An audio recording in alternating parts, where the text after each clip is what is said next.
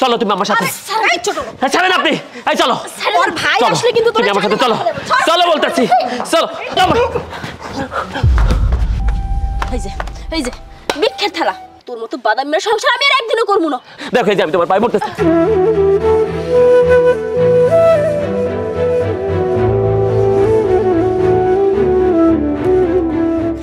আমি কইছিলাম এই ফলায় ভালো না, আমার কথা তো তুই শুনিস নাই। তোর পছন্দ হয়েছে, তুই হেরে ভালোবাসস, আর আব্বাইও তোরে নিয়ে এই জায়গায় বিয়া দিছে। এখন বুঝ মজা।